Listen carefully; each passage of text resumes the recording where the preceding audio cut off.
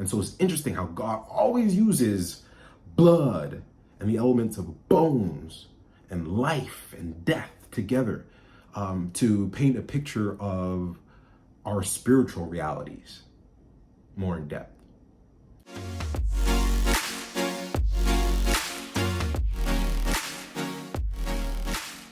What's up, y'all? It's your main man, now Easy, back with another video. If you're new to the channel, welcome. Don't forget to like, share, comment, subscribe, all that good YouTube stuff. And welcome back if you've been here before. Today, we're going to be going over a topic about blood. Yeah, I know. It's kind of queasy, but the Bible talks about blood a lot, and so we're going to go over it and how God uses this symbolism of blood and life and get into that. So let me ask you all a question. Do you know where blood actually is produced in our body? Like, where does the blood come from? Do you know? It's actually made in our bones. That's right. Our bone marrow actually produces our blood. And so it's very interesting that God uses bones and blood and flesh to depict how a person or people's spiritual life is looking. So let's turn to Ezekiel 37 verses 1 to 14 and dive in. So just a little context, the children of Israel were sent off into captivity. And this is God's promise through Ezekiel to the children of Israel to let them know that he's going to restore their land, right? So it says here, the hand of the Lord was upon me and carried me out in the spirit of the Lord and set me down in the midst of the valley, which was full of bones, and caused me to pass by them round about. And behold, there were many, very many in that open valley, and lo, they were very dry. And he said unto me, Son of man, can these bones live? And I answered, O Lord God, thou knowest. Again he said unto me, Prophesy unto these bones, and say unto them, O ye dry bones, hear the word of the Lord. Thus saith the Lord God unto these bones, Behold, I will cause breath to enter into you, and ye shall live. And I will say, or I will lay sinews upon you, and will bring up flesh upon you, and cover you with skin, and put breath in you, and ye shall live, and ye shall know that I am the Lord. So I prophesied as I was commanded, and as I prophesied, there was a noise, and behold, a shaking, and the bones came together, bone to his bone. And when I beheld, lo, the sinews and the flesh came upon them, and the skin covered them over, but there was no breath in them. Then said he unto me, Prophesy unto the wind, prophesy, son of man, and say unto the wind, Thus saith the Lord God, Come from the four winds, O breath, and breathe upon these slain, that they may live. So I prophesied as he commanded me, and the breath came unto them, and they lived, and they stood up on their feet, an exceeding great army. Then he said unto me, Son of man, these bones are the whole house of Israel.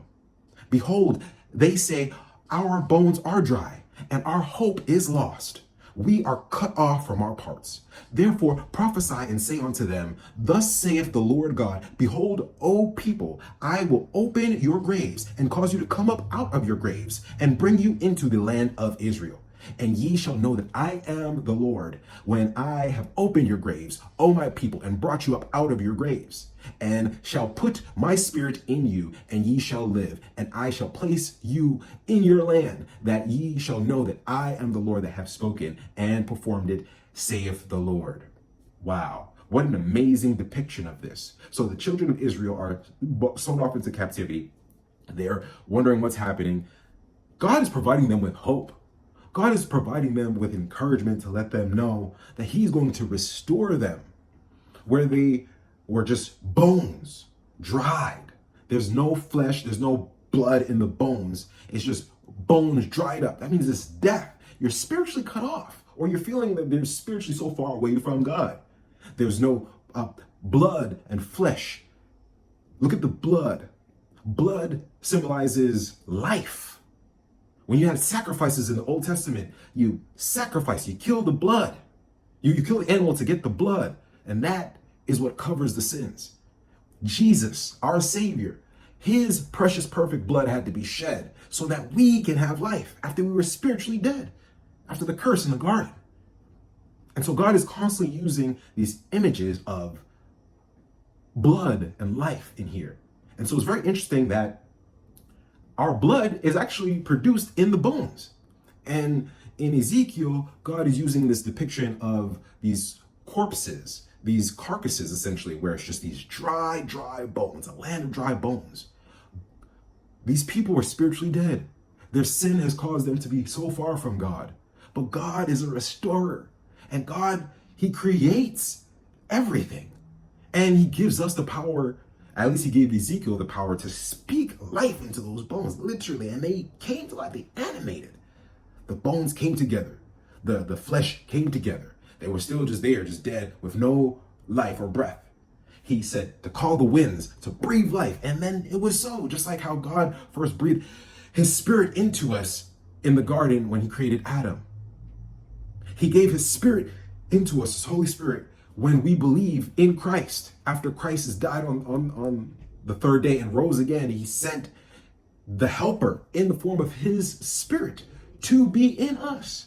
He breathes his spirit into us. God's spirit is life. God's spirit is life. And so God's spirit is it's the use of the dry bones here. God is giving his spirit back to the children of Israel. God also is proposing to give his spirit to us.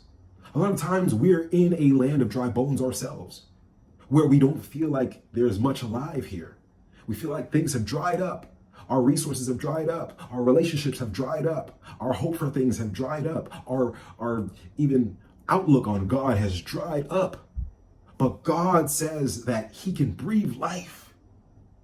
He can put life back into these bones.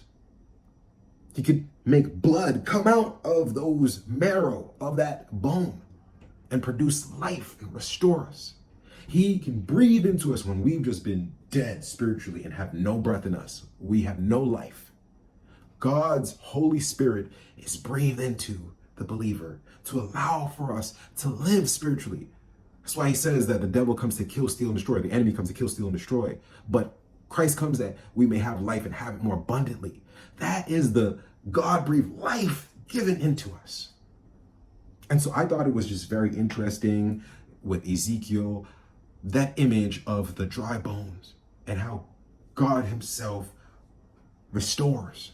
He restores the children of Israel. He can restore you in whatever broken or dry season you're in.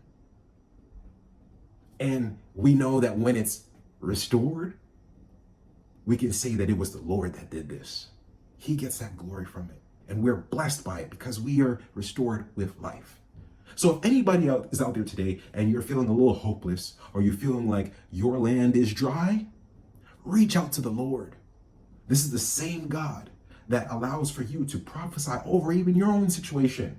And because he's your source through his Holy Spirit in your life, you have that power to prophesy to those dry bones in your life and bring those bones together and prophesy, bring that skin together, and then call the winds of the four sides and bring it so that it can breathe life into your situation so that your land is restored. Your situation is restored. The life in your life, when it feels just like everything's dead, the life alive in your life becomes restored. God is a restorer. And so I want to give you all that hope today and just a little interesting perspective and knowledge on blood and where it comes from and the relationship with bones and things of that nature. Jesus Christ was the precious Lamb of God whose perfect blood was shed. And they didn't break any of his bones, which was also a prophetic fulfillment. When they were rushing to take down all the bodies before the Passover on the day of the crucifixion, they were breaking the legs of all these people. But Jesus had his side pierced. They did not break one of his bones, and that was one of the prophecies. And so it's interesting how God always uses blood and the elements of bones and life and death together to paint a picture of our spiritual realities more in depth. So I hope this was helpful. I'm going to leave y'all with that. Until next time, hope y'all are blessed, encouraged. Anybody affected by the storms that you've had recently, I pray that you all are well, and I pray that your families are safe. I love y'all. Till next time. Peace.